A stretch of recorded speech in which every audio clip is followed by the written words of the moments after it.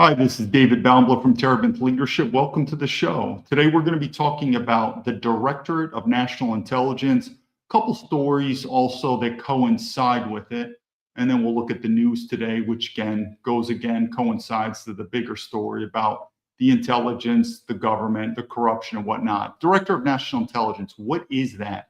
So just so everyone knows, that before 9/11, there was nothing such as the Director of National Intelligence. There's actually 16 different intelligence agencies. I think there's more now, considering Space Force is new. The government constantly creates new agencies, but generally there's 16 different agencies, intelligence agencies. For instance, every service has their own, the Army, Navy, Air Force, Marines, but then we have what's called the Big Five.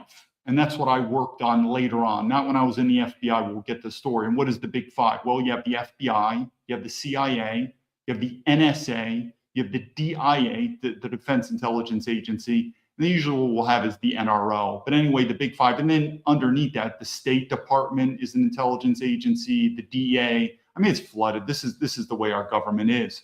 So when I joined the FBI in 2004, there was a major possibility that the FBI was going to be split. It was going to break apart into two different agencies. One was going to do domestic intelligence, and the other was going to do law enforcement. That was because there was a lot of pressure from George Bush at the time, the president, the FBI, and whatever, especially the FBI was the lead agency for counterterrorism. George Bush at the time, this was Mueller, the FBI director, told Mueller, if there's another terrorist attack in America, he will be fired. So there's a lot of pressure. And so there was a talk about maybe the FBI having law enforcement intelligence together is sometimes very difficult to do, which is why I said it is the most powerful agency pound for pound. Obviously, the military is the most powerful, if you include military, intelligence, special operations, the guns, everything. To describe the FBI in basic terms, the best comparison would be the UK. Look at MI5, which is solely in charge of domestic intelligence, and then Scotland Yard, which would be the law enforcement combined. At the time, again, it was a big deal. I mean, my supervisor said, listen, we may split. There was a lot of pressure because people don't understand, and this also goes into what I report about the FISA. When you have law enforcement and you have intelligence combined, in the FBI, there's a bit of an iron curtain. There's not an iron wall, it's an iron curtain, because different legalities pertain and different constitutional rights pertain. And that's why in the UK, they're totally separate. So MI5 has no law enforcement powers. They can't arrest. Where Scotland Yard, if they want to spy or do surveillance, it's strictly under the criminal code. So anyway, we don't have time to talk about it, and I've talked about this in many videos. This is the danger of it. I'm not saying I'm totally against it, where the FBI doesn't have to split, it can remain together, but it's very powerful. But then going back to the Director of National Intelligence, obviously something went drastically wrong on 9/11. And I'm definitely open to conspiracy theories. I don't believe we know the truth of what happened in 9/11, just like I don't want to do a tangent. I don't think we know the truth of what happened in World War II, but that's another story. Anyway, one of the problems to get solved, and it makes sense, it's part of leadership, it's called unity of command. You're the president of America. I don't have time for your president. All right, the FBI briefs me, the CIA briefs me. I need one source. So they created a brand new agency called the Director of National Intelligence. Now, while I was in the FBI at the time, it was pretty brand new. And we were starting to report to it, but it didn't have its teeth. It really wasn't formed, but it was in its infancy. So the FBI was starting to report to two areas, DOJ criminal and the Director of National Intelligence, along with everyone. So the CIA would report to them, the NSA, and that's where it went. And so that's the impetus or the reason of this Director of National Intelligence. And on paper, it makes sense. You need that one-stop source to collect. Now, truth be told, the Director of National Intelligence doesn't have much teeth, but they have budget. And that's what gave them the power, especially in the government. It's all about budget. So they had budgetary control. So a lot of the FBI's budget from intelligence, the CIA's budget would be routed to the Director of National Intelligence. So they had the power, but they didn't But in terms of the man work, or you could say the field work or getting the intelligence work done, it was still at those agencies. So the Director of National Intelligence was more of that strategic central location, specifically the conduit between the president and especially the big five. So hopefully that understands the Director of National Intelligence. That was, again, a product of 9/11 with President Bush putting it in. So my story into that, we'll get to the news here in a quick second. My story into that was when I left the FBI, I went to the Harvard Kennedy School of Government. And if you served in the military, you probably know that when you're in the military and you want to transition to the private sector, it's a lot harder said than done. And this also goes to my story, too, about why a lot of the people in the government, particularly, unlike those in the private sector, are much more terrified about job security, much more terrified about job security. Why? Because if you're in the private sector and whatever, you're IT, you're a lawyer, you're HR, those are transferable skills. Every company needs HR. So if you quit, if you get fired or whatever, you could generally easily go to another company with those same skill sets. Like you worked HR at IBM, you got fired or you quit, you go to Coca-Cola, same sort of skill sets. The military or intelligence, stuff like it's not like that. A lot of times our country doesn't recognize at least the soft skills. I won't go into it, but the point being is it's harder to transition. So when I was at the Kennedy School of Government, I did not want to work for the government anymore. And I made it known to the FBI. We had a very bad falling out. And they even threatened me. He's like, you, David, you will never work for the government again. Again, I didn't get fired from the FBI and I didn't get forced out. But if anyone knows me all the way back, probably all the way back to high school, I am a little bit of a, I speak my mind, and I don't say this to be joyous because I'm telling you, it's a much easier life to be a follower. Yeah, if I would write a book, that one of the titles would be "Why Not to Be a Leader." It's just it brings a lot of pain. But the point is I push back a lot on management, and I'm telling you, the FBI is not like other people. They're very vengeful. Anyway, they made a threat to me. They're like, "You will never work for the government again." And I said, "Don't worry, I don't want to work for the government again," which was the truth. Well, they called my bluff. And so the story with the Director of National Intelligence, I was at Harvard and I didn't want to work for the government. I was looking for many other possibilities, but it goes back to the story with the military. You're kind of pigeonholed. So anyway, the recruiters at Harvard looked at me and said, listen, you're a West Point graduate, meaning you're military. You went in the FBI. You have a top secret SCI clearance. You're at the Harvard Kennedy School of Government. You're going to Washington, D.C. That's where all the jobs. And I was like, I really don't want to go there. Anyway, I ended up getting a job at a prestigious consulting firm. I won't say the name. They treated me good, the consulting firm. And I got slotted as a contractor, which is a whole different story because I've said many times, the best and the brightest are not working on our government. But when it comes to the government contractors, you got the best and the brightest. I'm not saying morality. I could do stories on Eric Prince. But anyway, I was in Washington, D.C. in what's called Beltway bandits. And I am telling you, I have a West Point classmate who's a multi-millionaire doing government contracting. The problem is I got nothing wrong with capitalism and you making a lot of money. But the problem is, I think we all agree, when you're leeching off the government taxpayer dimes, which is Boeing and Amazon too, it's kind of frowned upon if you're a taxpayer. And so the point is I don't want to do a deviant, but it's kind of like privatized prisons. You know, you privatize the prisons, you don't think there's an incentive for these government contractors to have more people in prison. And I'm telling the amount of corruption, remember, they're the best and the brightest are two things. They're very competent, but I'm not saying their morals are very good. So the people that are in the contract industry and their government, think of Booz and Allen, all these consulting firms, these are some very smart, competent people because they are making they're making billions of dollars. So they got some top-notch people in them. But it's not pure capitalism. They're sucking off your taxpayer dime. And that's what I was. I was a Beltway bandit. And I was like, oh my God. And sure enough, they slotted me on the Director of National Intelligence. And I was right back in there. I was in the halls. It was the same thing with the FBI, the CIA, the NSA. I was working on the Big Five. And guess what? A year into it, my partners at the consulting firm, they called me and they said, David, the weirdest thing happened. Your clearance has been revoked. We have no clue what happened. I knew what happened. The FBI revoked my clearance. Now, at that time, I've never said this in terms of, I don't have any problem with the FBI on that. I never complained. I never wrote that in my book. My issue was overseas when I left. The FBI made a threat to me. I will never work for the government again. And I went back to them. I said, I don't want to work for the government again. And they called my bluff, and that was fine. So what happened was the consulting firm ended up putting me on like non-cleared projects, but that's not where the money was. And they were good to me, and I just transitioned out. But in terms of the FBI, it is what it is. But I think to most of the Americans, and I should do a snippet on Eric Prince, and I'm with Eric Prince kind of 50-50, but I say again, to these people, government contracting, you have no clue how much money these people are making off your taxpayer dimes.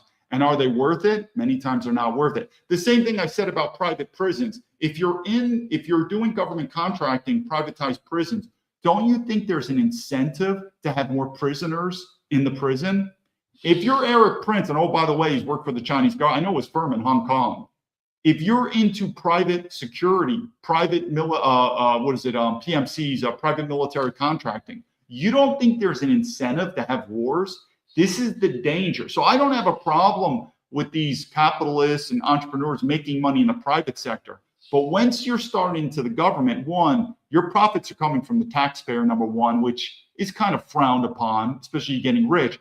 But there's an incentive for you to influence the government in a way that is not beneficial to the American people. It's just beneficial to your pockets. Hence the military-industrial complex like Boeing. What, do you don't think they want a war? Of course, they need wars. Anyway, so I was there in Washington, D.C. Good money, good firm.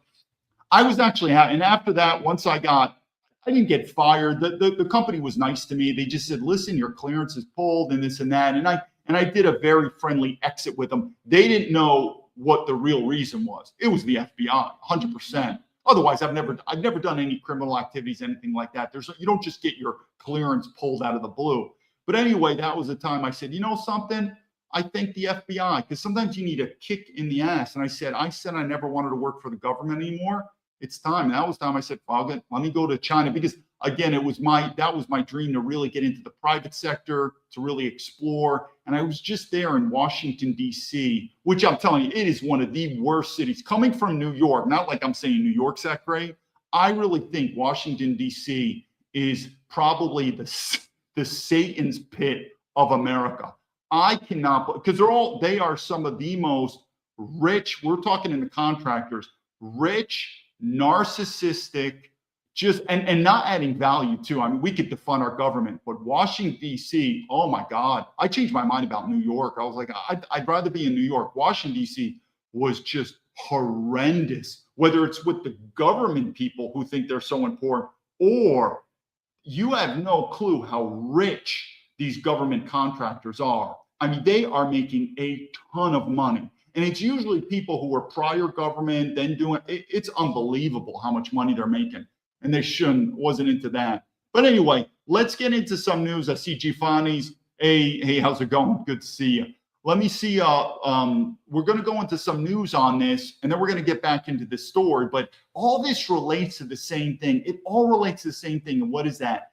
Our government, our country called the American Empire, the American Globalist Corporation. I'm telling you, it's declining. It's becoming more and more dysfunctional. Like I talked about in this government, it's not going to get better, people. I'm telling you, my videos are going to age like fine wine, and you're going to eventually see it's going to go down. Don't think so. Let's go through here, a couple videos here. So the first is, I guess it's Memorial Day. Obviously, I'm overseas. Sometimes I do forget American holidays. So anyway, this is Gunther Eagle. I mean, he's got about 2 million followers. He's like a MAGA spokesman. He's all about military veterans. He knows about me. So Gunther, can you repost my message on government corruption, help out a military veteran? What I'm trying to say, it's fake. There's so much fakeness about it. You don't think so? Here we come. Now, the reason I want to bring up this next thing is just two things. I hear this all the time. I've been on social media now almost 3 years. I still get it from Americans like, are you sure they know who you are? Maybe they don't know, meaning I keep saying they're ignoring me, the government, this, and I keep getting it back like, maybe they don't know you. Well, I mean, common sense. If the FBI knows about me, the CIA knows about me, the Director of National Intelligence knows about me, The Secretary of War, Pete Hegseth, Pete may not, but in his realm, he does. I don't think the president, Donald Trump, knows about me. The point is, of course they do. Otherwise, they're not very competent, don't you think, our intelligence community? But anyway, here's just a couple more examples, and it's in some ways, it's really pathetic. Let's go here to Kevin. The reason I know this is Kevin actually followed me at one time. You can see he blocked me. I don't know if you know Kevin, but he's a senior national correspondent, this and that, Fox News, Harvard. So he followed me, and then he blocked me. He probably knows who I am. You don't think he's a person in the know that could help out a military veteran get my story? Probably. Here's another guy right here. This guy's Mikey. Mikey blocked me from the very get-go. Hopefully, can everyone see this stuff? Yeah. Mikey blocked me from the very get-go. Mike's got an interesting story, I'll tell you this. He blocked me from the get-go on my first ex. He worked for Chuck Grassley. And I told you, Chuck Grassley is who I sent my letter to in 2007. Mike knows. He absolutely knows about it. He blocked me and blocked me again. The point is, sooner or later, it's the same thing I tell Americans. We don't have time to talk about the Pat Tillman story when I was in the military. I'm familiar with that. But I don't know, news to you, the government does cover-ups. I mean, as much as they like to say China's corrupt, North Korea's corrupt, like all these non-Western countries are corrupt. They always like to say that. No, America is becoming more and more corrupt. Why? Because the American empire is declining, and you're seeing. Let me just say this now. No, 3 reasons why America will collapse. There's 3 reasons. 1, if you remember this is a good point. 1 is the debt. 2 is the corruption, and 3 is the inequality. Just ask yourself, even with Donald Trump, like the Republicans and the Democrats, how's the debt going? Up, right? Strong military. Let's get into these military wars, all this stuff. Debt, up. What about inequality? Just like these Republicans are like, you're an anti-capitalist. Well, if this is capitalism where the top 1% get more and more money, then you could keep what it is. We're getting more and more inequality. And I'm not talking about white and black and gender. That's a lot of that is just retarded stuff. I don't believe in that stuff. And I'll be happy to debate anyone. But we are talking economics, though. It's as black and white as can be. So the top 1% continue to get more and more money. That's inequality. And 2 or 3, corruption. Yes, we're getting more. Don't believe me? Look at what Donald Trump has said. He's even said the court system's corrupt, the FBI's corrupt. Of course, now he's president, he's got to tone it down. But anyone sees these 3 things are rising. Corruption is, I'm going to tell you a story about my story too in this, and you're just going to see it. Corruption is rising. Inequality is rising. I'm talking about economic inequality. The debt is rising. Good luck. If you've ever studied history, I'm telling you, the writing's on the wall. Is any of this going to get reversed? Hasn't reversed under Donald Trump. You think the Democrats are going to reverse it? No way. So anyway, I just want to point that out because everyone's like, maybe, David, they don't know about you. Now, of course, there's some people like, I'm going to give Tucker Carlson. There could be a good point. Tucker may not know about me. So there are. But our government, 100% they know about me. So anyway, let's do a couple last things. We'll get to the videos, and I'll tell you stories about the Director of National Intelligence. This is about leadership, though, these same things. Let's do Leadership 101. Here we go. So we don't need Mikey anymore, but let's go to her. Hopefully everyone can see Emerald. So what does Emerald say? She's like, when people ask me what they could do, they said, we need to send our children to the FBI and the CIA and change the system. Hopefully everyone can see that. This is what I said, as a former, you're completely fucking wrong. You're absolutely completely wrong. Well, I'm going to answer her question. I'm going to give you the leadership thing, but here, let's go to her. Then she makes another comment. She's like, my fellow Christians, our illustrious ancestors, our founding fathers, did an armed conflict. We need to do an armed conflict. And what did I say? Yeah, our forefathers also said white women don't get the right to vote. That was a horrible thing. So what am I saying on that? Well, 2 things on leadership. Basically, she's the woman. She's like, you men need to go fight and die. I'm going to stay here. They usually do that. They want the men to go fight and die. And oh, by the way, by me leaving the country, that is a form of courage. How many times do you know people working in corporations, they hate it, but they don't quit? Leaving the country, believe it or not, it is a form of change. I don't pay my taxes. As little as it is, I don't pay my tax. It's a form, which is another reason why the government doesn't want my story to come out, because they love to hear Americans who left America and they're like, I hate my life. I miss America. Now, I'm not saying if you leave America, it is going to be difficult. America is a phenomenal country, and you don't hear many Americans moving to Africa and saying, I love Africa. And I've definitely changed my tone on mainland China. But there are countries in the world, you'd be surprised. But if I never go back to America the rest of my life again, I'm fine. I really don't have any complaints. But anyway, back to this story. This woman is trying to egg on men to fight. And at the same time, these women retain the right to vote. Not very good. But anyway, about her story about getting into the FBI and the CIA, Nick Fuentes, which I've come to learn via online, I could say positive things about him. But what he said and what she said is similar. They're both retarded in terms of that, retarded to the nth degree. What do I mean by that? They both said, we need to go to Washington, D.C. All you conservatives, get to Washington. No, retarded. Get into the FBI. Said, yeah, it was in the FBI. I am telling you, you go to these institutions, you're going to do it their way, or you're going to be in a lot of trouble. There's no changing the system. Look at Dan Bongino. What an absolute traitor, the deputy director. And he's like, goes in there, I'm going to change the system. Then he goes in there and he's like, nothing to say here. I want to keep making my $1 million job. So what's my advice on leadership? Leadership 101, similar almost like the Civil War in China, Mao Zedong, Chiang Kai-shek, where Chiang Kai-shek retreated to Taiwan. Now, Taiwan, I don't know about the future of Taiwan, but it's lasted as an independent country for a long time. So what's my point in leadership? Sometimes you need to retreat. Washington, D.C., it's over, people. I've said this before. America first is a day late and a dollar short. You don't have a base. Ask yourself, you're a conservative American, red-blooded patriot. Where do you go? Where's your base? Where? Do you even have a state? What, Texas? Well, name me a red state. It's not. So the point is you need to understand that in order to make leadership change, you need to form your base. Interesting. I'm not a terrorism expert. Al-Qaeda translated in the base. You have to form your base. Much like Chiang Kai-shek said, we need to leave here and form in Taiwan. State politics is the future. So what I would say, instead of trying to flood Washington, D.C., become the next president, it ain't going to happen, people. Look at Donald Trump. He's bought and sold. Like even when I said, people are like, you see, you go up against Donald Trump like Massey did, and you're going down.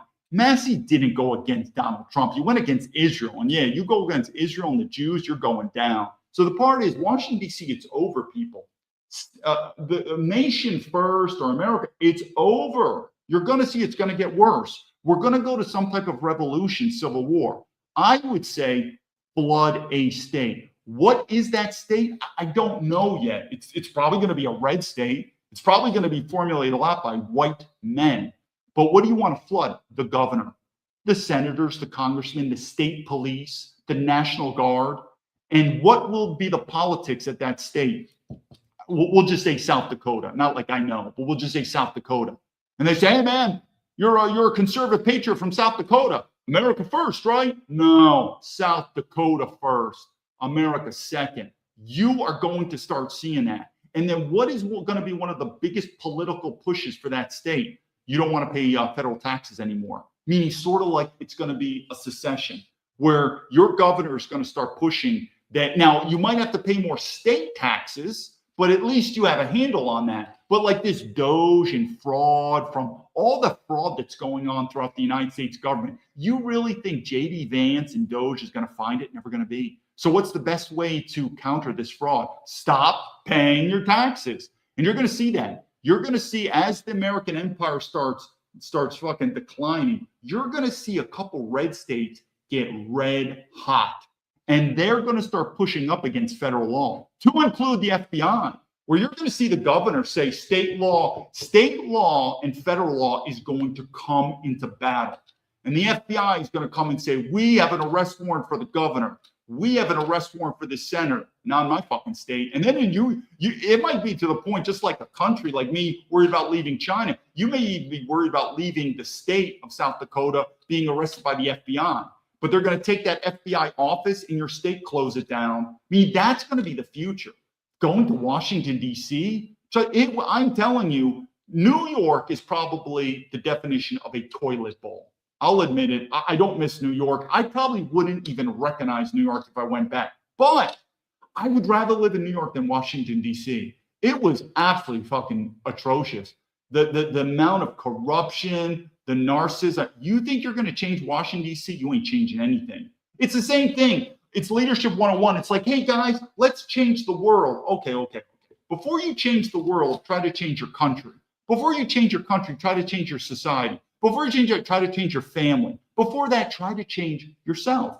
Like, we need to clean up the world. Clean up the world. You can't even clean up your bedroom. Just clean up your bedroom first.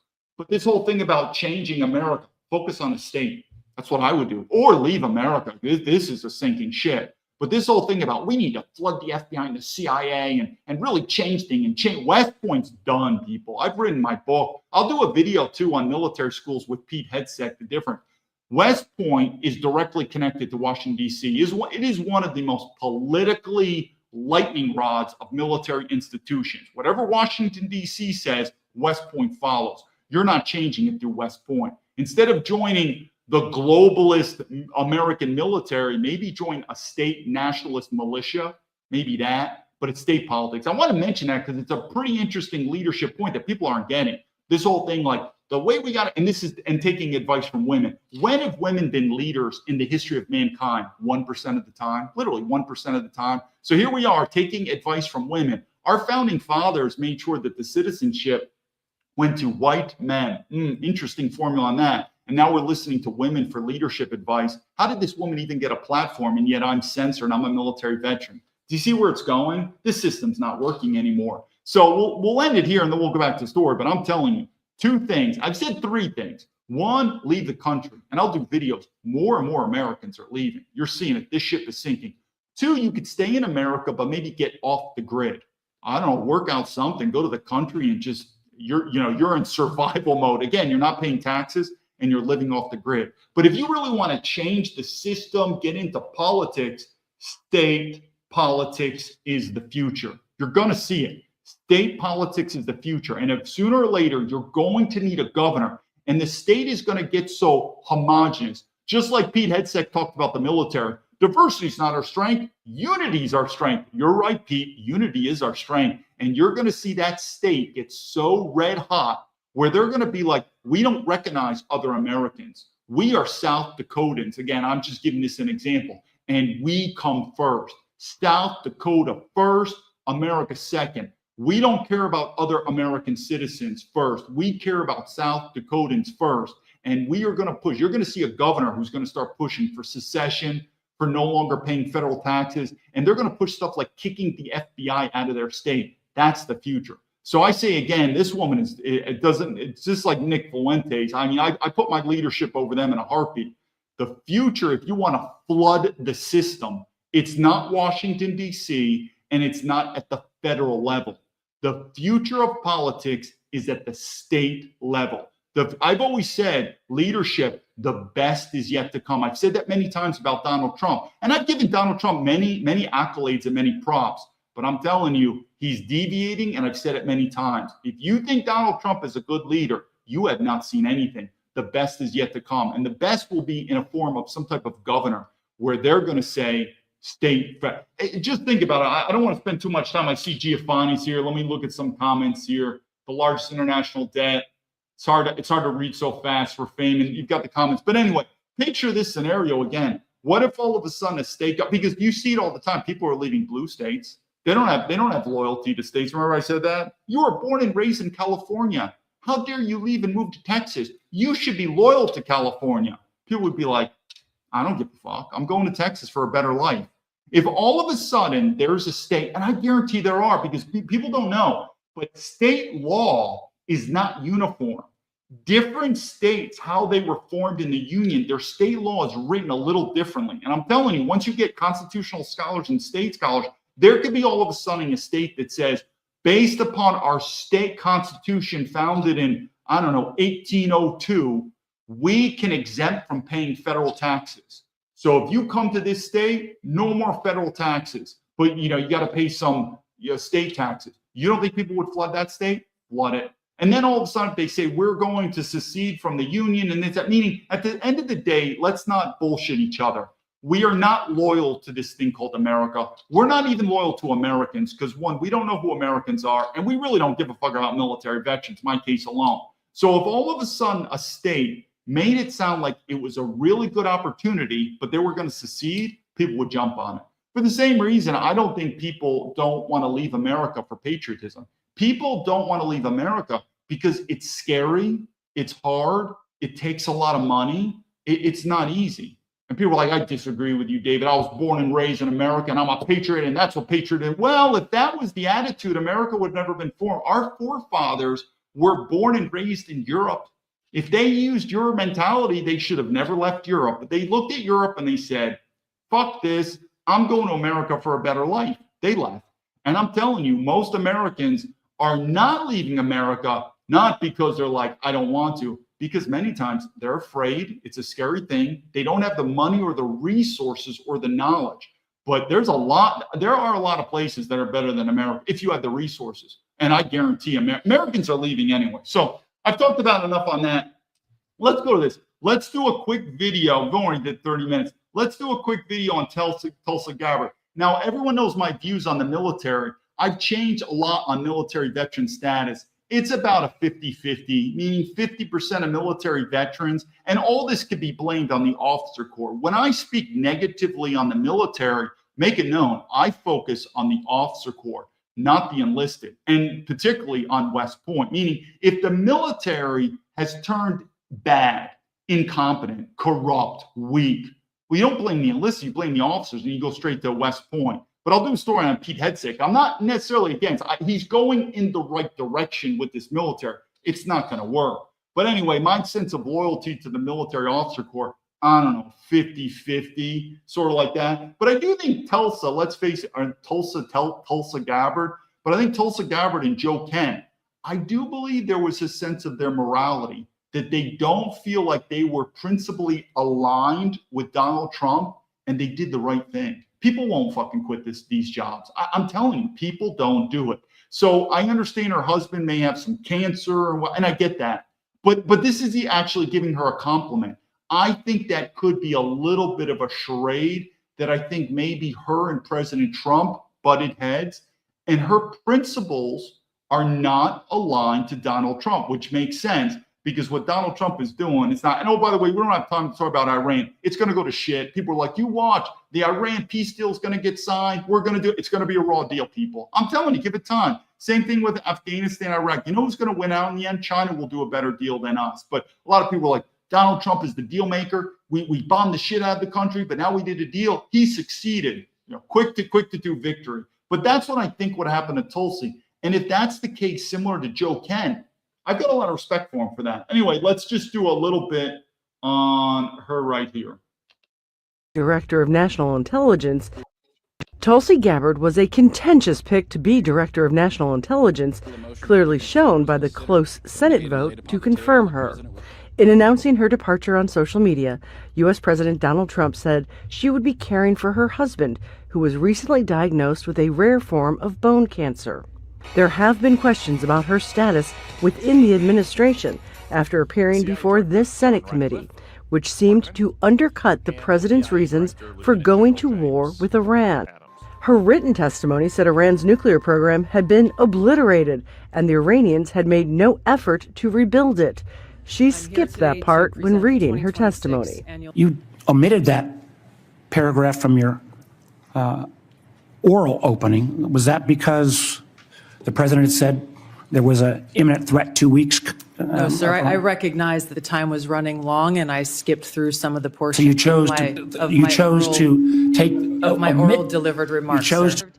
Gabbard was controversial long before joining the Trump administration.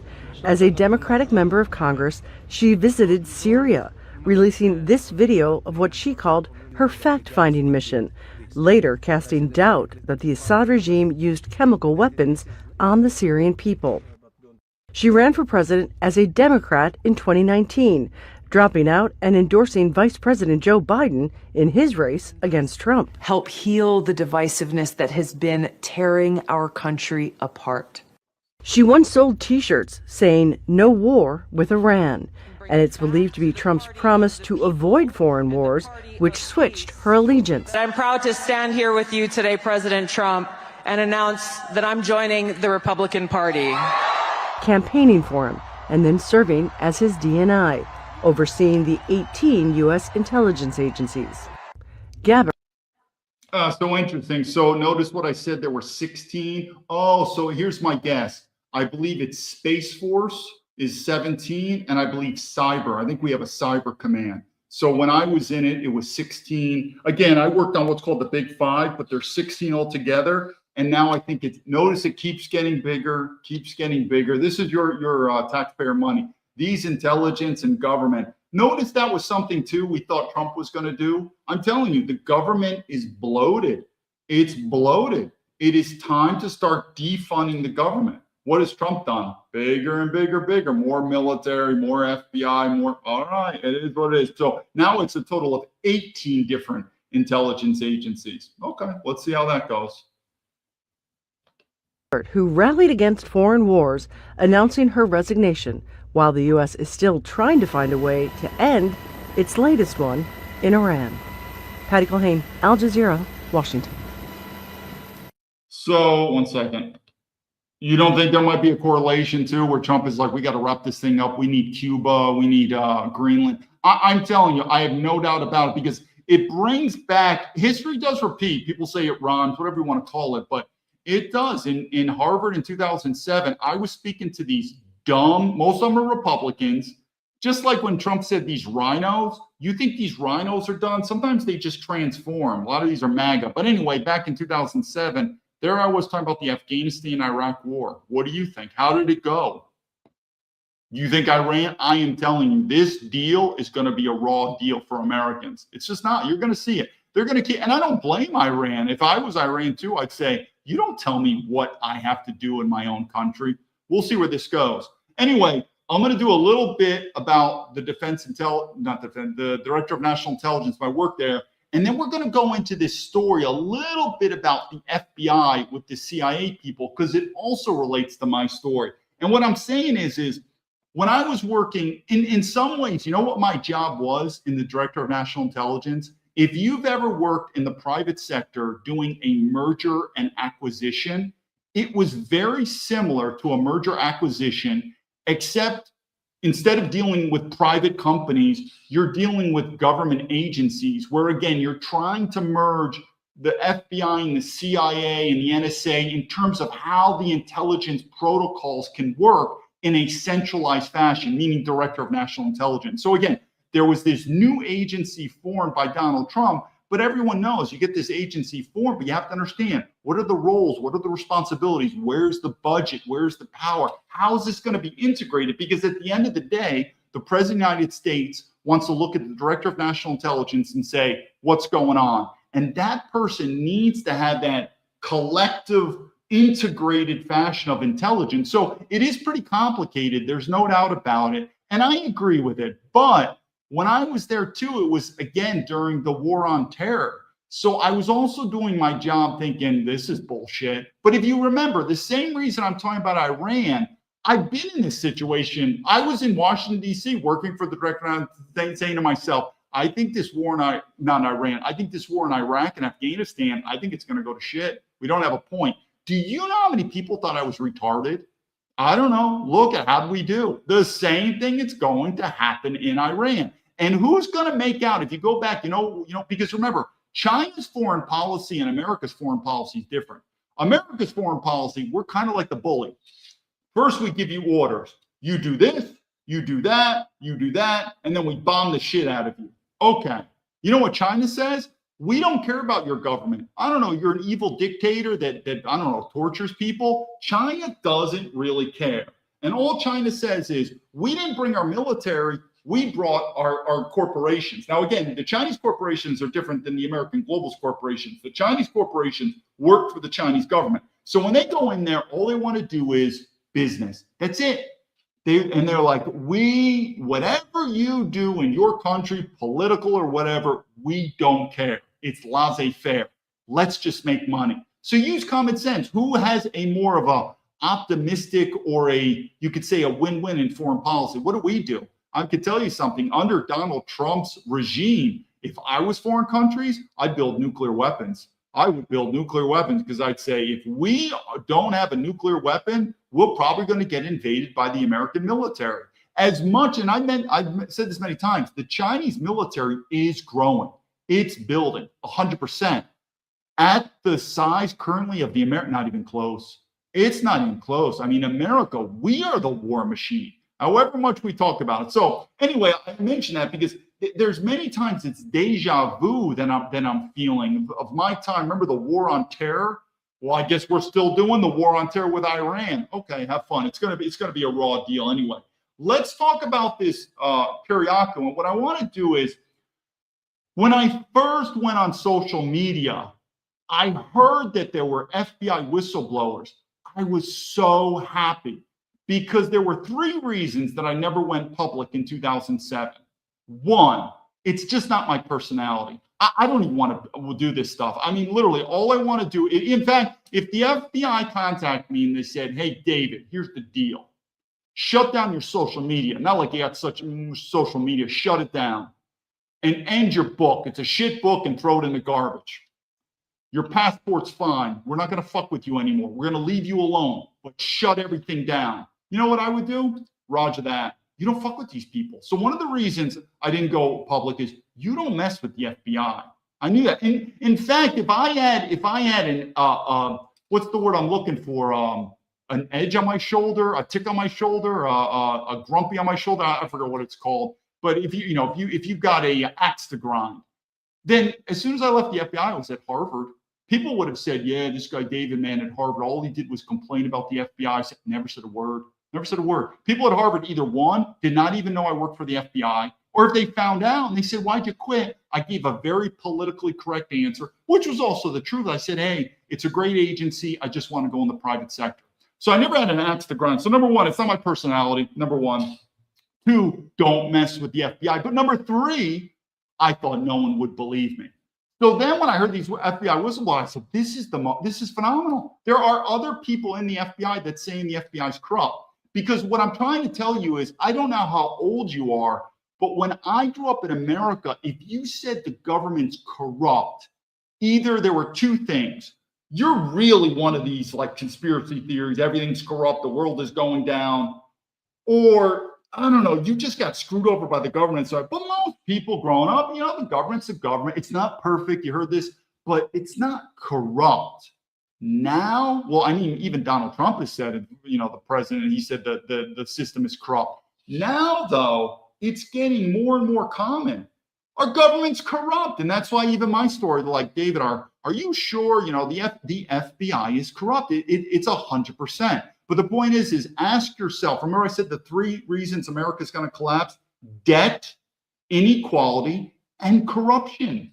But I could tell you something, now it is becoming more mainstream where CIA is corrupt, FBI is, and oh, by the way, as much as I said I like Donald Trump, the amount of corruption, we're talking money-wise, of him and his rich family, it could be off the record books. Meaning Donald Trump could quite possibly be off the record books as the most corrupt president in terms of economic deals for his private affairs. It's unbelievable. I mean, from his shit coins to these deals, even his own family investing in military companies that are directly involved with this Iran conflict. I mean, the amount of billions and billions of dollars the Trump family has made off insider trading in the White House, it's probably off record books now. But I think now, if you're an American, be like, I think you're speaking a little bit off kilter. I think you're exaggerating. The government's corrupt. I think now, if you say the government's not corrupt, now I think it's the opposite. I think now you're crazy. For the same reason, when I left in 2010, I talked about civil war, revolution. That was kind of edgy. It was kind of edgy, and I really kept it to myself. You give it time. You give it another 10 years, and people are like, holy fuck, we're going to go to civil war. So anyway, we're going to now talk with this John Kiriakou. You've probably seen CIA, and he talks about the corruption of the FBI. But many people, or like when I first came out on videos, they're like, maybe he was just a bad FBI. No, it's not. I left the FBI for incompetency and corruption. End of story. I just didn't want to be part of it. Anyway, let's go to some of these videos here. I think they're pretty interesting. And I'm going to show you what happened to me with the FBI when it comes to surveillance. But first, let's just go with this. This is, again, remember, the Trump people loved me before Trump was elected because I would say stuff that the FBI was corrupt. They loved it because that's what Trump said. But now that Kash Patel is in charge, problem fixed. So that's why the MAGA people don't like me saying the FBI is corrupt now. Why? Because it's Trump's FBI. It's Kash Patel. I'm telling you, it's still corrupt. FBI director, and I don't think Kash Patel can be the FBI director and anything ever happened with these Epstein files, because he testified in the Senate that Jeffrey Epstein acted alone. Even Melania Trump does not believe that. And then the next day, he came to the House Judiciary Committee where I asked him to double down. And he said there's no evidence in these files that anybody was a co-conspirator with Jeffrey Epstein other than Ghislaine Maxwell. He's perjured himself in the Senate and the House. His only defense is to say, well, when I told you that, I didn't really know what was in the files, or the people working for me misled me. That's why I think you will never get to the bottom of this as long as he's FBI director. I've always said this, if you consider yourself a patriot, what is a sense of patriotism? Well, patriotism is a sense of loyalty. So if you're a patriotic son, if you're a loyal son, who should you be loyal to? Who should you be patriotic to, respectful to? Your father. That's a good sign. Are you a loyal son? Well, let's ask the father. Well, patriotism is to the country. And so who is the countrymen? Your forefathers. Who would they be? Well, George Washington, the founding fathers. Well, who founded the FBI? Well, J. Edgar Hoover, the first director, without a doubt. And oh, by the way, as much as the cross-dress, I get you, there's weird stories about him. I'm not going to defend him. I don't know. It's actually a very sensitive topic in the FBI, especially with the older generation. The new generation FBI is different. Why? Because as the FBI continues to go, J. Edgar Hoover is going to be removed. Don't think so? 100%. For the same reason that in the military, the Confederate generals were replaced, J. Edgar Hoover only allowed white men in the FBI. That was it. And so I'm telling you, you give it time, J. Edgar Hoover's name is going to be removed. But if you look to the FBI, and I believe there was a time, I don't think people understand how powerful the FBI was in a positive way, because that's why, unlike Kash Patel, who just takes orders from the president, there's an interesting constitutional flux between how the FBI conducts themselves versus the CIA, the State Department, the military. I've said many times, cabinet members take their marching orders from the president. They serve at the behest of the president. That wasn't that way with the FBI. That's why the FBI had this sort of independent role. That's why J. Edgar Hoover was more powerful than the president. Was J. Edgar Hoover corrupt? Yup. Was he a racist? Absolutely. But was he competent? And was he a patriotic nationalist? He was. He was.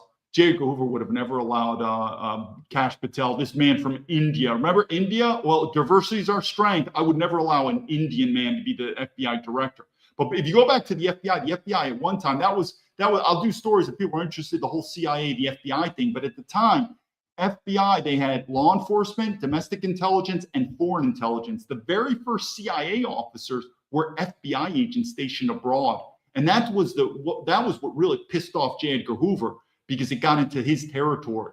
But I don't think people understood how powerful J. Edgar Hoover was. Corrupt, but he was a nationalist. That's why I go back to the southern border with this director Ray. And that's another thing. J. Edgar Hoover never got fired. I mean, these FBI directors are getting fired. And if the Democrats get elected, not like I'm a fan of the Democrats, I'm going to laugh when Kash Patel gets shit canned, because he should. Kash Patel's a piece of shit, just like Dan Bongino. Don't think so? You don't think they know about me? Use common sense. So is the FBI competent or not? Well, they're competent. Okay. And you're telling me they're not? Of course they know about me. They know. In fact, Dan Bongino blocked me yet again on X. It's like little kids. But anyway, back to the J. Edgar Hoover. If J. Edgar Hoover, like I told you, the southern border of the Democrats, J. Edgar Hoover would have take charge. He would have said the southern border is a national security threat, terrorists, spies coming in there, and he would have overrode it. That border would have been sealed. So Director Ray, horrible. I'm very happy he got shit canned. Kash Patel, this guy needs to fucking go. Also, I'm not very impressed with Kash Patel's resume. I've said many times, I'm not impressed with normal FBI agents' resumes. 50% of them should be fired. Kash Patel, as the director of the FBI, the number one guy, I'm actually not very impressed with his resume, let alone him being an Indian man. But if you disagree with me, let's see where this goes. But let's go back to the FBI story here. Pretty interesting. Called me. I was sitting at my computer one morning writing an op-ed, and the FBI called me, and I looked at my phone and it said Federal Bureau of Investigation. And I thought, what in the world is that? So I answered it. I said, hi, this is John. May I help you? And he says, hi, this is Special Agent, I forget what. Do you remember that case that you helped us out with when you were on Capitol Hill? Because remember, I didn't know that this Japanese guy was an FBI agent yet. I said, sure. This is so freaking bonkers. Yeah. And he said, well, we have another case and we need your help. And I said, because I'm an idiot and a patriot, I said, anything for the FBI. What do you want from me? That's what I told him. He said, can you come down here tomorrow at 10? I said, absolutely. So I went at 10 o'clock and I said, what do you want me to do? I said, Was this to the FBI building downtown? Yes. I said, is it what, the Russians? Who is it? Well, before we get to that, he says, wanted to ask you, I just read your book, which was a lie. I had a book that had come out 2 years earlier. I just read your book and I just want to ask you a couple of questions. And it was all about the torture program. And I'm getting more and more nervous. And finally, What were the questions? well, when you were in Pakistan and you were describing this piece of technology, did you get that cleared by the CIA? I said, of course I got it cleared. I said, it took me 9 months to write that book and 22 months to get it cleared at the CIA's Publications Review Board. Well, what about this guy? You mentioned this guy. Do you remember? You just say John Doe. Do you remember his name? I'm like, yeah, I remember his name. And then I said, what are we talking about here? And then one of them said, well, we probably should tell you that as we're speaking right now, we're raiding your house. We're confiscating all of your electronics. And Holy shit. you're going to be charged with a lot of crimes. What? That's what he said. And thank God. Wait, as you were talking, they were raiding your house? Mm-hmm. My wife later told me that as soon as I got on the metro to go to the FBI, they just broke down the door. Was she home? With our 2-month-old son. Mm-hmm. Mm-hmm. Yep. And then one of the female I don't FBI think agents. drain the swamp is not strong enough. No, Burn it's it not. down. Burn it down. Burn it down. Yes. This is neither here nor there because my opinion. And how is Trump doing draining the swamp? We have MAGA people like, he's drained the swamp. He's fixed the FBI. You have MAGA people saying this already. He's done it, people. It's like Jesus Christ is down. The miracle has happened. Donald Trump has drained the swamp and we've accomplished this. Yeah, keep dreaming on that. Is not important. But when Kash Patel was named the director of the FBI, I wrote an op-ed in for a leftist news outlet celebrating this appointment, saying this is exactly what we need to do. We need to tear the place down to its studs. If there's going to be a federal law enforcement organization, this one needs to be scrapped and rebuilt, and nobody else has the guts to do it. Yeah. Let's build them a new headquarters, though. Yeah. Yeah. In Kansas, maybe. Yeah, at Leavenworth. Oh, excuse me. One final sentence. I thank God that I had the presence of mind to say, I want to speak to my attorney and I'm not saying anything else. And that was the only reason they didn't put the cuffs on me right there. So I said, I want to leave. And I got up and they said, just a minute. I said, no, if I'm not under arrest, that means I'm free to leave. And as I walked out, Peter Strzok was standing there and he said, did he implicate himself? And the guy says, not really, but I'll tell you about it in a second. And he turned to me and he said, you're free to go. Did you have any idea what this was about? No idea. They charged me with. This is like a bad dream. It was a nightmare. It was a nightmare. I went outside. I called my lawyer. He told me, come to the office immediately. I went, told him everything that happened. He told me, try to take it easy. I said, this is a death penalty case.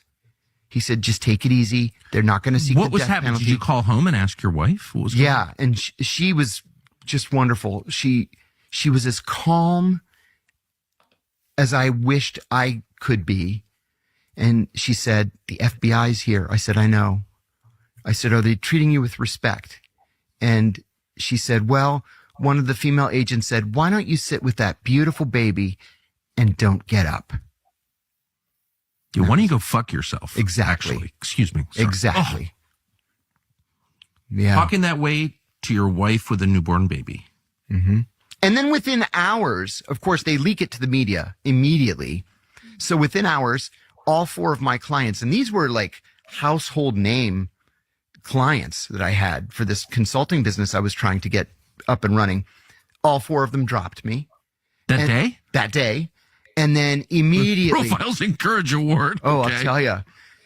The phone, we counted actually. We got something like 65 or 67 calls from the media that night. I just shut my phone off.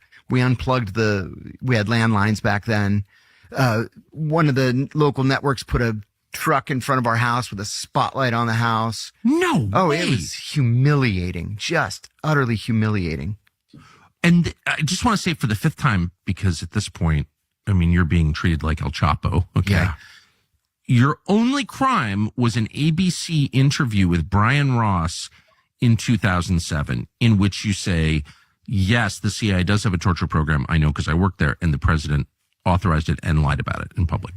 That's your sum total of your crimes. That was it. So what I'm going to tell you a story. We're going to go back to video on my time in the FBI, 2 stories, and then this.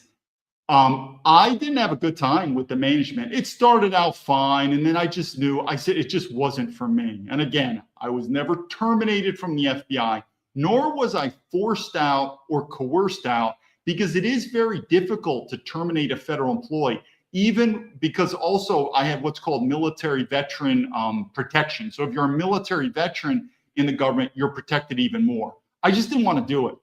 And what happened was, and this goes into FBI spying on American citizens, surveillance. So I'm going to tell you part 1. Part 2 is going to be what John Kiriakou, and then I'm going to give you part 3. I knew the FBI was spying on me while I was an agent in the FBI. How did I know that? Because you got to remember, it's going to go to part 2. I put in my paperwork to leave. I planned on going that.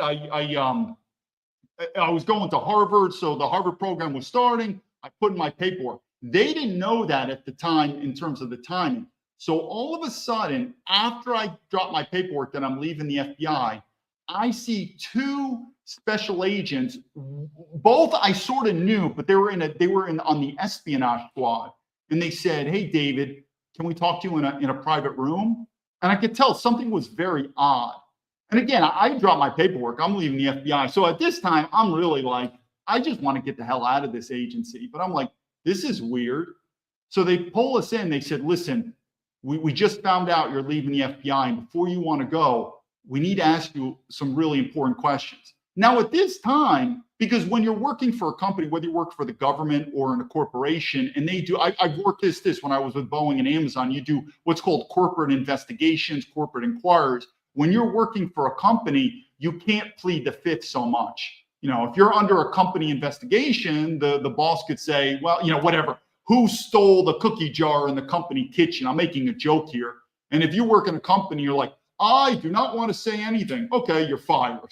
Meaning you only have so many, because again, there's a difference between a criminal investigation and you could say a corporate investigation.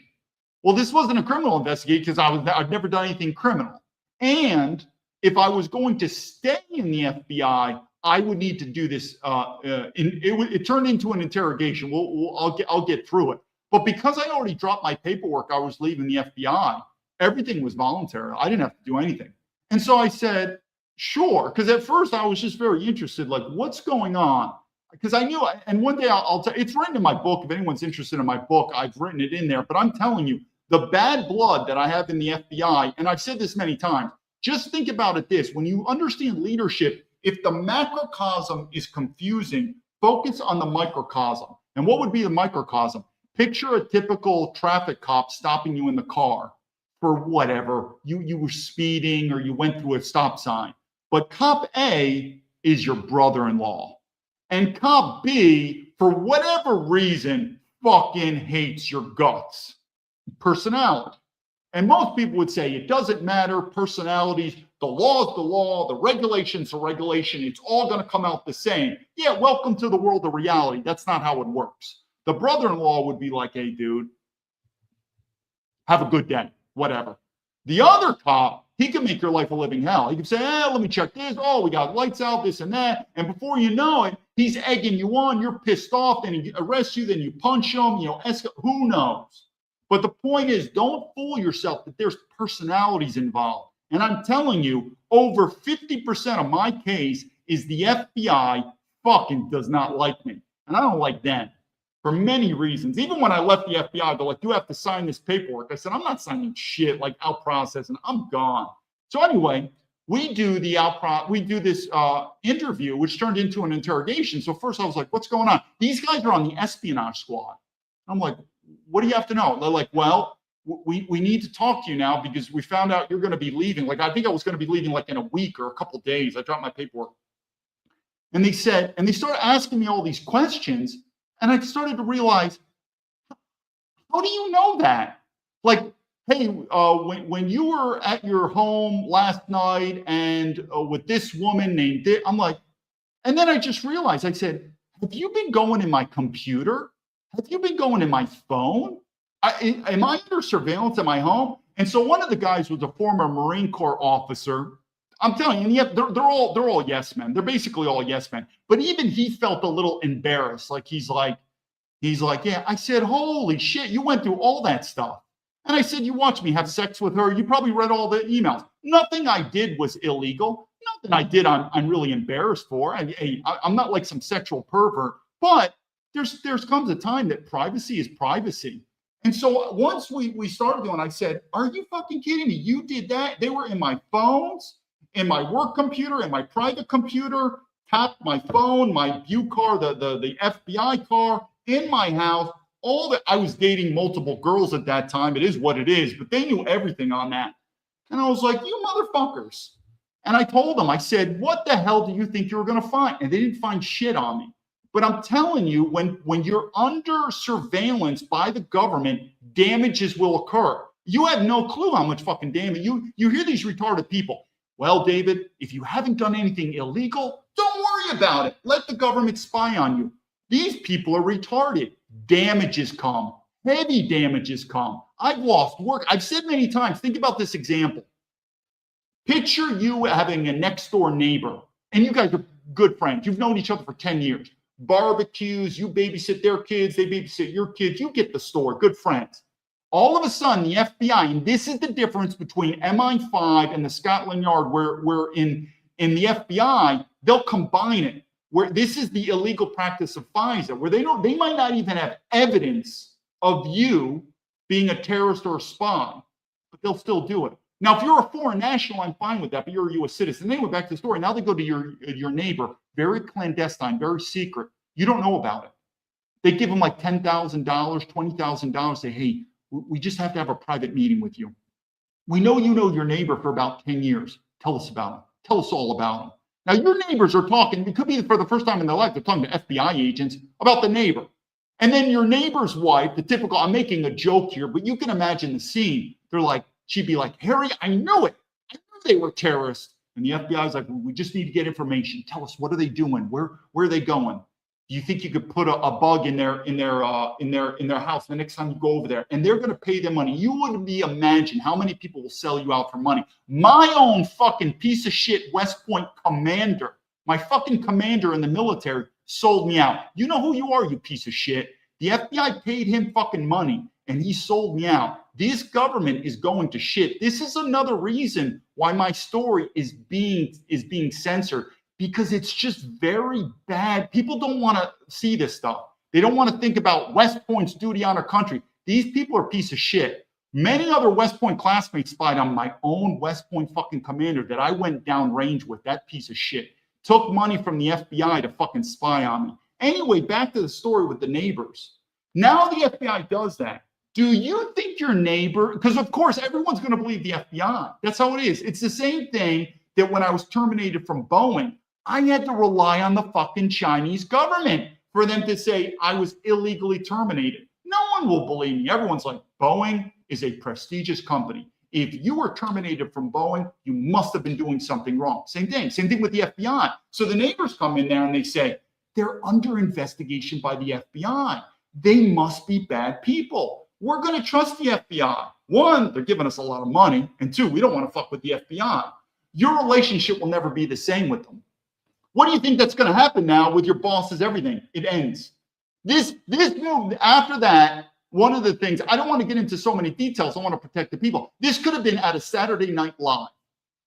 One of the women that I was having an intimate relationship, that I was actually thinking maybe we're going to have a long-term relationship, I thought to myself, maybe I should tell her. So to get to the point, we did the interrogation, and then they said, would you be willing to do a polygraph? I didn't have to, because I was leaving the FBI. I was like, I don't have to, I'm gone. And I even said, I'm never going to work for the government ever again. I don't give a fuck. But I volunteered to do the polygraph, and I passed, by the way. But I'm not going to get into all the details because I'm big into privacy. Obviously, I'm not going to tell her name, but there was one particular woman that you could say it was more than friends with benefits, and I had feelings for her. And I said, oh my God, they got into her computer, her phones, everything about her, all her, she had her own sexual things and this. And I said, it was so fucking embarrassing. This was the story. This could have been in Saturday Night Live. So at that time, I only had a couple more days on leaving the FBI. Now I'm flying to Boston. Literally within a couple of days, I'm flying to Boston to begin my Harvard program. So we had planned to say goodbye. She's going to fly out to Harvard to see me. Meaning it was one of those relationships that we could have something potential. Looking back, and it's the same story in my book when I talked to my Yoda, the mentor, and I got into a very particular incident, and he said, shut your mouth, don't say anything. And I decided to speak. The same thing happened here. I thought maybe to the other girls, I didn't say anything. It is what it is. It's embarrassing. But for this girl, I thought maybe I should tell her. And what was I going to tell her? Well, like I did, maybe I said, listen, we had a meeting and I said, listen, I don't know how to tell you this, but you need to get a new computer, new phone. And I told her some things to do to change her lifestyle. I said, the government's been spying on you. At that time, she didn't know I was in the FBI. So she's like, what? She's like, what do you mean the government's been spying on me? I said, the FBI has been spying on you. I said, you haven't done anything wrong, but the sex thing, and they know about it. This girl freaks out. And then she's like, how do you know the FBI has been spying on me? Well, I'm an FBI agent. Well, actually, no, I was an FBI agent. I quit. I'm not anymore. And she's just looking at me like, what the fuck are you talking about? The relationship ended right there. I think she thought I was on drugs or something. It was the most comical and just retarded conversation. I think she probably thought that maybe I was a married man, and I tried to come up with the most crazy excuse to maybe break up the relationship. She didn't believe anything that I said, and that relationship fucking just ended right there. And it's the same thing I wrote in the book. Looking back, I probably just shouldn't have said anything to her. And maybe today we'll be married, and I just should have shut my mouth. But I'm telling you, this is what happens. Now, what I'm going to do is we're going to show you a quick video on John Kiriakou. Now, he's CIA. The CIA and the FBI, we work together to train each other. We track spies. The CIA tries to evade the Federal Secret Service, meaning the FBI. So we play cat and mouse games many times. We know it.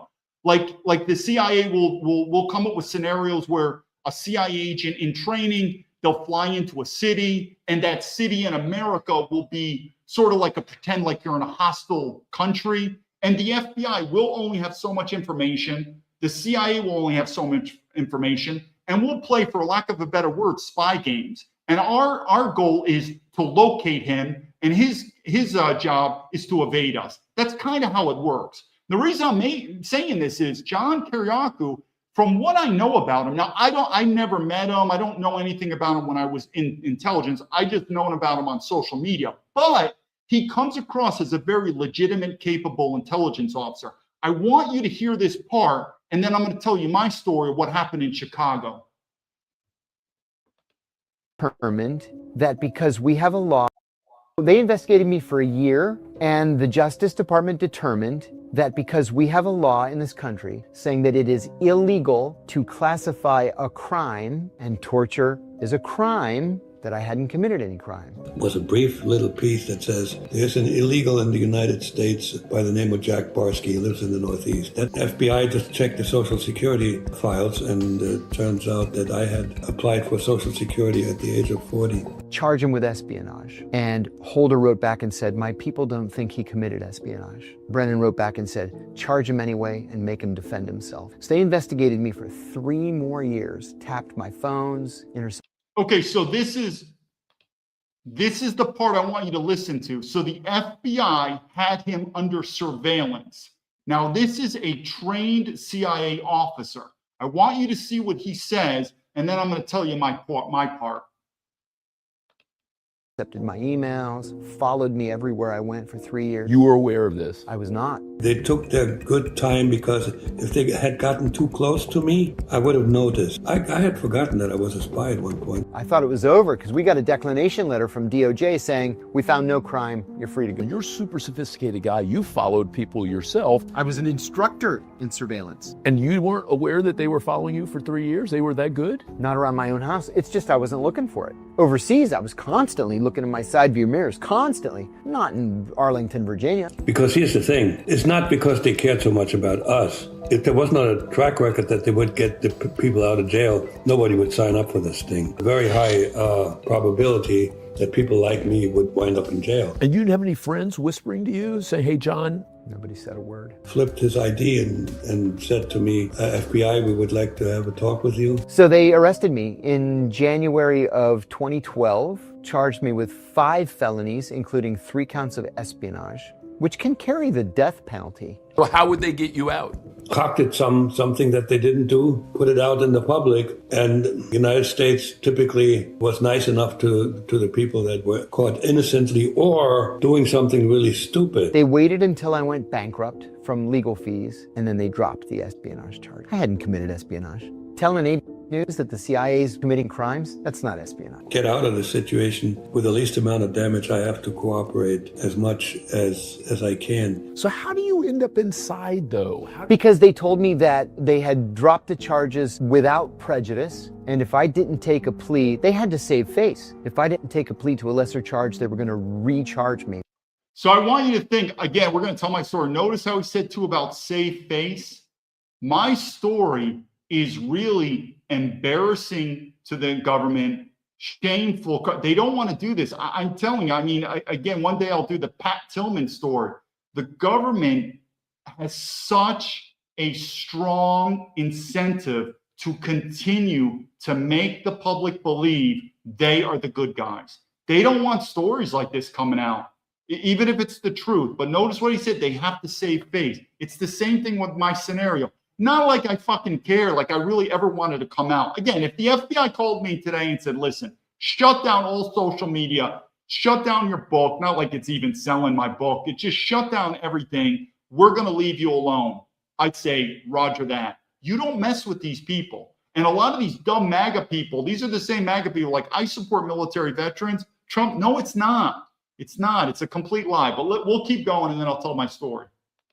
With espionage. If I'm convicted of espionage, what am I looking at? And they said 12 to 18 years. And when I passed the lie detector test, they told me that there was a path to a green card and eventually citizenship. So now I'm illegal American. Your problem is you think this is about justice, and it's not about justice. It's about mitigating damage. Take the deal. So I took the deal. So you're dealing with an American government that deals with power. Think about it. If you think I'm wrong, part about understanding how people work is, how are we dealing overseas with foreign adversaries or even our allies? Power. There's no global system anymore. We are stronger than them. Our military is stronger than them. Might makes right. If anyone doesn't see it, it's so obvious. Guess what? That's exactly how they'll do with American citizens. Might makes right. This government is not interested in searching for justice. This government is interested in, first and foremost, protecting the regime, without a doubt. Think about it. If Donald Trump did not get elected, lost the election, whether it was fabricated or it was a real loss, meaning to Kamala Harris. What do you think Donald Trump would be saying? Take down this regime, corrupt, the police are corrupt, fight back. But now that he's the president, he's the king, it's hard for him to say the system's corrupt because he's the king now. Notice it changes. So anyway, first couple points is one, this is a trained CIA officer. If the FBI, if you are living in America and you're under surveillance from the FBI, there is a 99+% you're never going to know. Remember my story when I was in there? I never knew. They have so many resources and they're so highly trained that if you're being spied upon in America, you'll never know. You'll never know about this stuff. There are so many cases that you will never know, and you'll probably never be able to catch them. My case was different. And in fact, the FBI now is probably taking notes because they still are amazed. What happened in Chicago to me when I was under surveillance in the FBI, it is so embarrassing to the FBI. It's so criminal in nature to the FBI, and it reeks of, again, corruption on how this government is just a regime. So when I was in, now, first of all, the reason why I started realizing that I'm under investigation in the FBI is when you're living overseas in China, the FBI doesn't have that much power. I mean, if you're living in Russia or you're living in China, so the FBI has to do what's called extraordinary measures. And when they do, they'll leave trail and you'll be able to collect that. But if I was living in America, like probably you are, it's 99%, it never will happen. So I knew something was going on. I've said it, I'm under investigation. But truth be told, when I arrived in Chicago, I was detained, I was searched, all my electronics were searched, I was interrogated. This was at the Customs and Border. That was delegated by the FBI. Meaning the Customs and Border agents probably never knew what happened. And I've told this story before, but I want to relate it to this, meaning just how easy it is for the FBI to put you under surveillance as a U.S. citizen where there's no evidence of a crime, meaning this is why the FISA is unconstitutional. You'll never know. You'll never know. People are like, I'm telling you, never know. So for me, like I said, I went through the Chicago airport, detained, searched, interrogated. And my phone was manipulated. There was they put an electronic app on it. But I got to admit, when I left, and remember, I was in Chicago for the lawsuit with Boeing. I was there. I was suing Boeing. What a corrupt company that was. But when I was there, I actually thought that was it. Meaning I got through. I'm telling you right now, the FBI and the CIA are literally, this is what cowards are. This is also what you know, where who is right and wrong, where is evil and good. Evil usually hides. Why? Because evil really wants to hide their corruption. The good people in general are very open. Look at me. I'm talking. Hello, FBI. Where are you? Little faggots. See, it's so embarrassing right now. We have to do this. But right now, I'm telling you, our government right now is sitting back and taking notes. Not like I even wanted to be on social media. But anyway, they are absolutely perplexed of what happened in Chicago. I don't even think people realize that what happened is absolutely extraordinary. So I'm in Chicago, and I keep talking about leadership, and I'm telling you, believe it or not, you have to trust your sixth sense, your intuition. I was in Chicago on the first day. Nothing. I was in Chicago on the second day because what had happened was they probably had to scramble to get me because I'm not living in America. They mobilized what's called a surveillance team after me. That's my guess. On the second day, I'm telling you, it was nothing more than intuition. And I said, I am under surveillance. No proof. No savvy tradecraft. I just felt I'm under surveillance. Now, when you're under surveillance, obviously I'm not driving in a car. In fact, I'm not even, which was another disadvantage, I'm not familiar with the city of Chicago. It was my first time in the city of Chicago. So, which is very bad. I don't understand the terrain and the association and where to go. But again, I'm just there on business. But I'm walking the sidewalk and I'm like, I'm under surveillance and I have no clue why or where. But one thing you do from tradecraft is you get off the streets. Why? Because just like all intelligence agencies throughout the world, and oh, by the way, this is the FBI. This is their bread and butter. They consider themselves the best surveillance in the world. That's what they train on, is detecting this. So what happened here was really fucking bad and it's criminal. And this is part of my allegation. How the entire government is silent on this beyond me. Anyway, one of the things is you get off the streets. Why? Because or intelligence agencies, the vehicles that they're going to use are usually all nondescript. They're not driving Ferraris or 7 Series BMWs that are conspicuous. So they're usually driving very inconspicuous vehicles, and memorizing license plates is very difficult and it's too fast. But what is easier to memorize? Not vehicles, but people. White guy, black guy, short guy, fat guy, girl with earrings. It's easier to remember and recognize people versus vehicles. So the first thing is get off the roads. And again, that was another disadvantage to me, almost like I'm in a foreign country. I didn't know where I was, but I saw ahead there was a big park. It must have been whatever their version of Central Park is in Chicago. Get to the park. Why? Because then they're going to have the surveillance team is dismount their vehicles and go on a foot. So there I was, and I started doing what's called the surveillance detection route. Now, in that, and it's a big park, by the way. Again, I'm not familiar with Chicago, but if you look on that, it's a big park.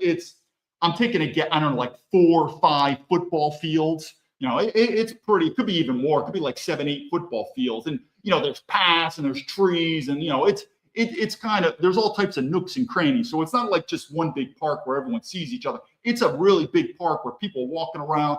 Basketball courts, tennis courts, sort of like not mountains, but you know, a little bit of hills and trees and stuff like that. So I stayed in that park because I knew if once I leave it, they are going to have on every corner, they're going to have vehicles searching it, kind of like the fencing me in. So I say, stay in the park. And I said, sooner or later, or immediately, someone will dismount because they want to know, because they might be assuming that I'm going to do something in the park, maybe a dead drop, all this stuff. So while I'm in there, I probably did a surveillance detection route for probably 2 hours. Now, remember, I'm not there on any illegal. I am there for one purpose and one purpose only, to sue fucking the corrupt Boeing, because I have to do what's called testimony. There was no illegal acts whatsoever that I've ever done in my life. So make sure that that point is done. So anyway, I continue to do the surveillance detection route. And then I find myself, that if I remember correctly, it was August or July. I forgot. I've written the date down in the book. It's summertime, because I want to emphasize that. So this park is crowded. Picture kids. They're also with their shirts off. They're in the water fountain, splashing around, basketball. It's summertime. I'm in shorts and a t-shirt, and whatever you can imagine Chicago weather. I mean, it's pretty hot. So it's a full park. So I'm going around for 2 hours, and I'm starting to sweat. Because I'm going here, I'm going there, just to making sure, am I under surveillance? At the end of the time, I find myself in a part of the park where there's a fountain, there's benches and stuff like that.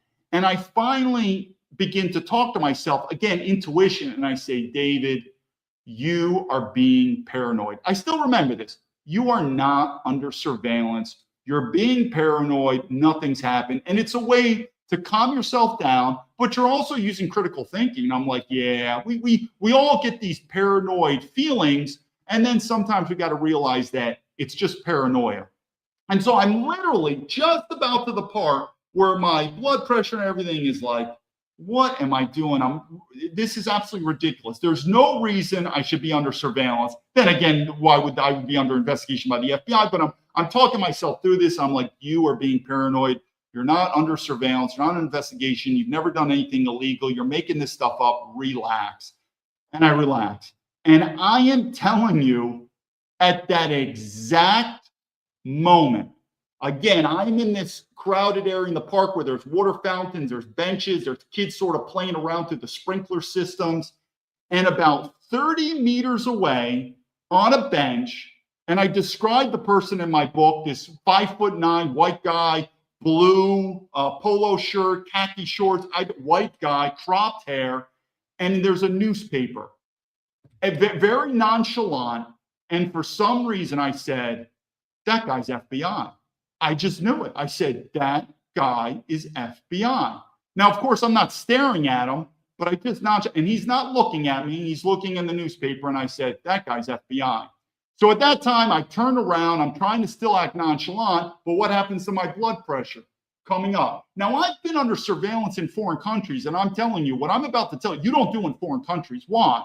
Because when you're in a foreign country and you're under surveillance, you don't mess with those people. That's their country. You can get wrapped up and bad things can happen to you. Generally speaking, if you said, David, but what do you do if you're under surveillance? Well, you do whatever you got to do. I mean, there's advice, but generally speaking, you need to leave that country and maybe never go back. Why? That's not your country. You don't mess with them. But then all of a sudden something happened to me. I'm like, are you fucking kidding me? Because at that time, I realized without a doubt, my intuition kicked in. I said, that is 100% FBI and I'm under surveillance. And then I thought, are you fucking kidding me? I'm an American citizen, military veteran. This is my country and I'm under surveillance in my own country. So there's a bit of an anger that's building here that's not normal. But don't fool yourself. I see these people talking tough about the FBI. Every single arrest I made in the FBI, when the FBI bangs on your door and comes in with search warrant arrest, most people are fucking scared. The only people that I've ever met that were cool and calm, obviously, if you're under diplomatic immunity, you're fine. If you're a hardcore organized crime, like in the mafia, it's part of it. You've done your time. You're going back. You've done this. Meaning this ain't your first rodeo with the FBI. But normally for people, this is the first time they've ever been arrested by the FBI. Found. Trust me, nobody goes against the FBI.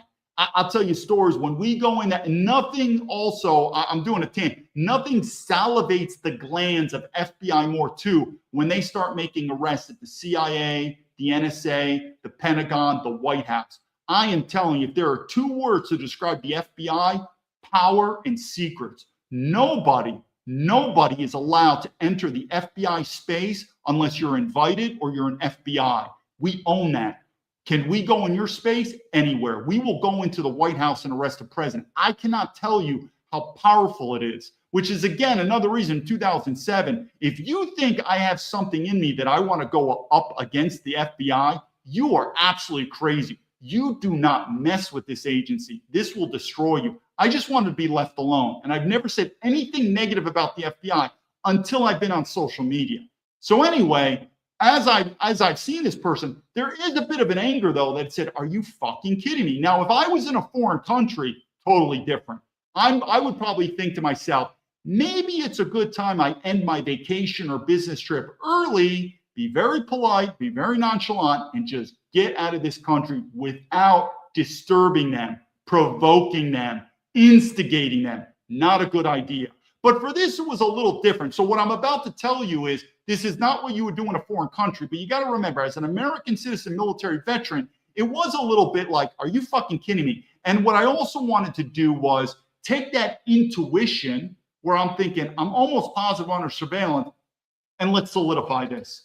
So at that time, I realized as I turn around, I'm looking through my phone, I'm looking through reflective mirrors and whatever on there. He's looking at me nonchalantly. I could tell. It's difficult because it's about 30 meters away, but it's a bright, sunny summer day. So it's clear, but there are people that walking through, kids are sort of going. So it's not so much of a easily direct line of sight, but I could tell he's looking at me. And I'm just solidifying again, this guy's FBI and I'm under surveillance. And at that point in time, and I think I wrote this in my book and I've done stories, and the reason why I'm saying this is this is the time for the government to answer the corruption, because here's where the corruption is. Then I make the move. I turn to a direction in the park. I'm not familiar with the park, but there was a path, and I do a full speed run. So even if you were a normal person looking at me, it's just odd, meaning it's not like a running park where I was, and all of a sudden this dude is standing there, and now he's running. You know, like maybe I even like stole a purse, even though no one's looking at me that much, but I'm running out. But it was definitely odd behavior. And what am I trying to do? Draw them in. Trust me, the FBI right now is still writing notes on how much they fucked up this whole thing. So then I'm running. And what did I do? I wrote this in my book and interviews. I'm running literally, it must have been 400 meters. Again, I don't even know the part. I'm going straight. I'm taking a left. I'm taking a right. Boom, boom, boom, down. And it's just moving. And I never look behind me because I'm moving out. And all of a sudden, I decided there was a nook when I'm going down a path where it was an L. And I just decided at that point in time, I'd moved out fast enough. I'm going to hit that mark like a military about face and immediately do about face. And what do I see? Because this is what I'm planning. And at that time, I'm kind of getting out of breath. I stand about face and boom, I look to my rear. And what do I see? I see that same guy in a full pursuit chase after me. When he turns the corner and sees me and I'm looking directly at him, now my look is differently. I'm looking at him with a look like, I know who you are and I know what you're doing. You have now been burnt. Again, I would never do this in a foreign country. And oh, by the way, this is not a foreign intelligence service. This is the FBI. This is what they do. When he sees me, his eyes just bulge out. He knows he's been burnt. This is horrible tradecraft on the FBI. We're not going to get into the point, but I am going to take this point. This is one of the criminal allegations that I've said, and this is why is the government quiet on this. They shouldn't be. One of the things I'm reporting is I've been physically assaulted. Now, truth be told, when the guy hit me, did he break any ribs? Did he do any permanent damage? No. But I'll tell you, man, he knocked the wind out of me. And the reason he knocked the wind out of me is, number one, I never had any intent to go hands-on with him. If you go hands-on with FBI or even police, good luck, you're screwed. Think about it. Let's use common sense here. My story's buried. No one will know about my story. So for the same reason, if an FBI agent physically assaults you or does anything, you think your story's going to come out? My story's not going to come out. So the part is I never intended to do any physical harm on him. So I wasn't prepared. It's the same reason that if you've been in boxing, one of the reasons boxers can take a lot of shots is they're prepared. The adrenaline's up. They're looking at their opponent. They're ready. But have you ever heard of a sucker punch? If you get sucker punched, one of the reasons that it hurts so much is you just were not expecting it. So the damage level. So I am just literally standing there in a zero fighting stance, zero, with no intention of doing any physically harm to him. And also, I wasn't prepared to take physical harm. So you have to remember that sense of a sucker punch. But when he hit me in both my solar plex and then my chest right here, it knocked the wind out of me and turned me and spun me around. Now, was it permanent damages? No. Was it a physical assault? 100%. So I'm telling you right now, I was physically assaulted by an FBI either agent or what we call one of the surveillance techs, the surveillance team, but an FBI employee nonetheless. I was physically assaulted. And if anyone doubts my story, then ask yourself, you have my side of the story right here. Where's the government side? Zero. Your tax money doesn't pay me. I'm a private citizen. Your tax money pays the government. I was physically assaulted, along with this other stuff. I was physically assaulted by the government. Not huge, but I'm telling you, it was an assault, both in my solar plex and my chest, that knocked the wind out of me. And I'm telling you, it shook me up. I was not prepared for it, and I almost literally fell over. So what is the side of the government?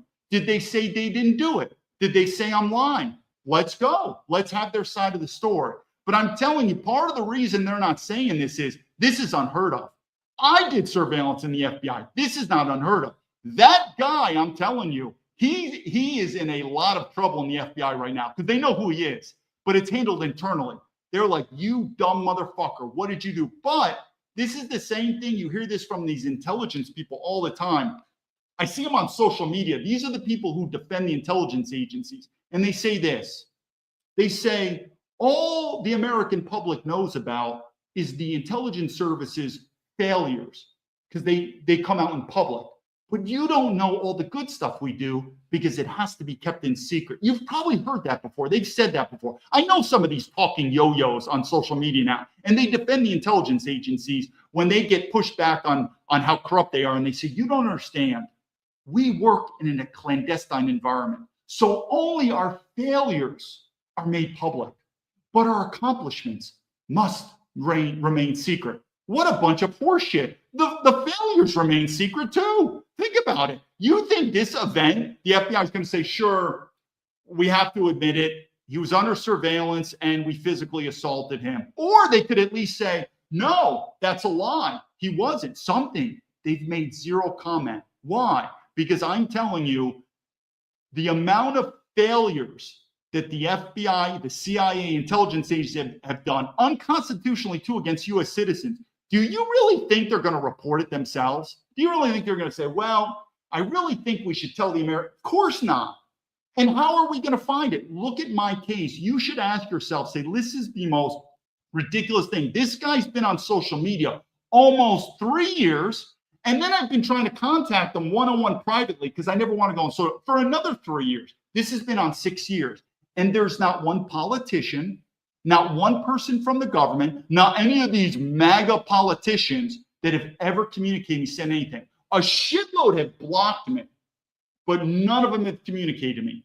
And you're telling me as an American citizen, a guy with my background, a West Point graduate, is just making this stuff up because I just want to make some money? Do you realize my channel right now? There are like I've made like how many books have I sold? I don't know, 100 books. If you really think I was doing very well overseas working in the job, meaning this wasn't a dream to be a social media or write a book. I was doing very well financially, meaning being left alone.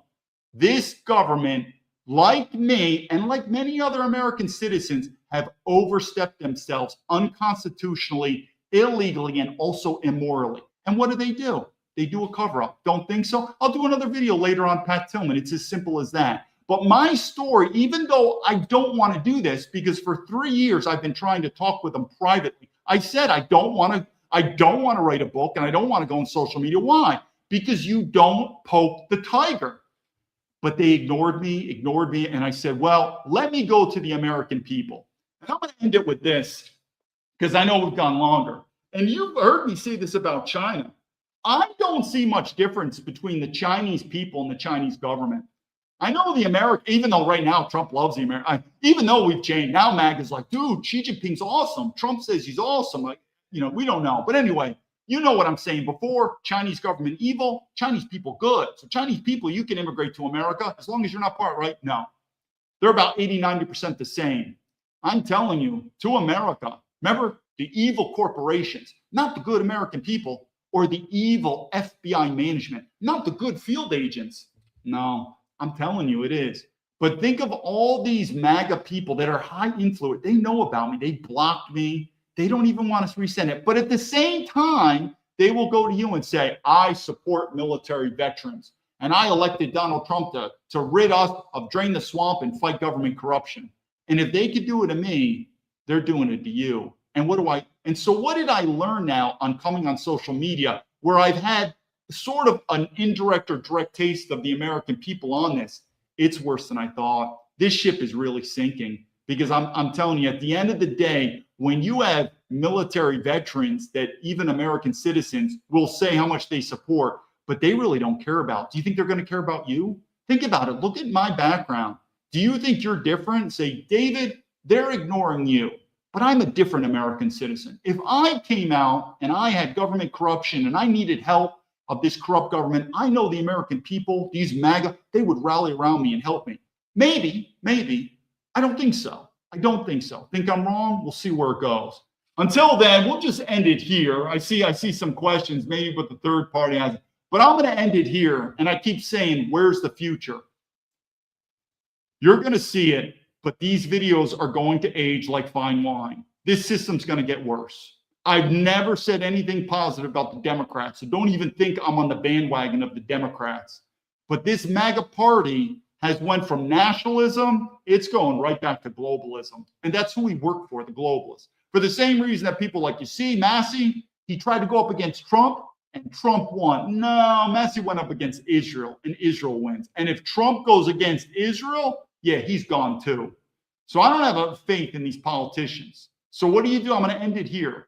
One, I'll do more videos in the future. More and more Americans are leaving. You're going to end up leaving America. This ship is sinking. Or if you're going to get into politics and change the system, forget Washington, D.C. It is a lost, it is the bastion of Satan and snakes in Washington, D.C. It's not going to change. The only hope politically, and this sort of leads to civil war, it is what it is state politics. And I would, without a doubt, if there, sooner or later, you're going to start seeing certain red states really pop up. But the future is state politics, the governor, the senators, the congressmen, the National Guard, the state police, the state militia. And you're gonna need to flood that state, flood it. I mean, we're talking 90% plus. And then the political rhetoric, and you're going to need just people like, we have to guard Donald Trump with our lives. We need to protect the president of our lives. Well, you're going to need to protect the governor. That governor is going to be put in danger because that governor is going to start pushing back on Washington, D.C. Say, I don't think we should be paying these federal taxes anymore. I think South Dakota or whatever, Tennessee, Texas, I think it's time for us to secede from the union. You better protect them. And you're going to see National Guard, militia protect that governor. And that FBI office in their DEA, secrets, or whatever, all those federal agencies, they're going to start getting kicked out. And then you're going to start realizing, you're going to say, this is what David was saying. It's starting to form. Remember, people, this is not a conspiracy theory. We had a civil war already. We had a revolution already. How did America form? A guns, violence, bloody revolution. Did we have a civil war? In fact, if you look up the deaths of the Civil War, I don't know the statistics, but I think there were more American deaths in the Civil War between like so many wars combined. There's some type of more than Vietnam. I mean, it was a bloody Civil War. So we had a Civil War already, and America was formed on a violent revolution. That's the facts. And America is not an old country. It's a young country. This stuff, even though in America, 100 years sounds like a long time, living in China, 100 years is a blip. So this is in some ways recent. You don't think this is going to happen again? 100%. I say again, you better plan on leaving America or you better forget Washington, D.C. And sooner or later, Americans, the patriots, a couple states are going to start being highlighted as these patriotic states that are usually probably going to be led by white men. And when those states start pushing against federal law, Washington, D.C., you are going to see a new serpent that you've never seen before. And it's going to rise from Washington, D.C. And they are going to crush what they're going to consider you people, domestic terrorism. Like me, I'm considered, well, I guess I'd be considered an international terrorist now. It's going to happen. Until then, it is what it is. And I do the videos. And one day, I really hope that I still debate whether to keep doing these videos or not. Sometimes I think it's a lost cause. And the point is either I'm right or I'm not. If I'm right, I don't need to talk. Meaning the Civil War is going to happen. The revolution's going to happen. The collapse guy, it doesn't really matter what I say. So sometimes I originally got on here to get support from the Americans to pressure the government to speak, not one person. But I don't think that's going to happen. So I am debating whether to keep doing this because the prediction of civil war, collapse, and revolution, you don't need me talking, meaning if it's going to happen, it's going to happen. Not like I'm going to change anything. So do I really need to do this? And it goes again to the big picture. If you really think this was my dream to come on here and be an ass clown on social media, it's not my personality. It's not my personality at all. And again, when I left America in 2010, I never said anything negative about America.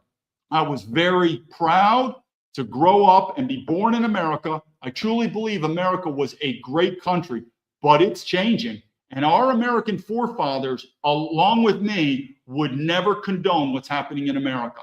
But I said, if you disagree, I just wanted to leave, and that's it. And I never say anything negative about America. I never say anything about an FBI. Never. I just wanted to be left alone. This fucking government is absolutely tyrannical. And Donald Trump said he's going to come and change it. I don't know.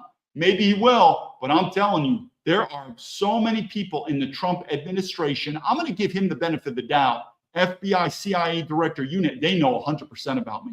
100%. Why are they silent? Why are they silent? Probably because they're hiding corruption and they don't care. And if they don't care about me, they probably don't care about you. Okay, that's enough. To the American patriots, I'm being serious when I say this. It's going to get worse. Grip hands. And if you're going to stay in America and you're going to form your base and you're going to get ready to fight, I am telling you, the future is state politics. Start looking at a state where you can hunker down with a militia. It's going to get that. Until then, David Baumblatt from Directorate Leadership telling the Patriots, lead to victory.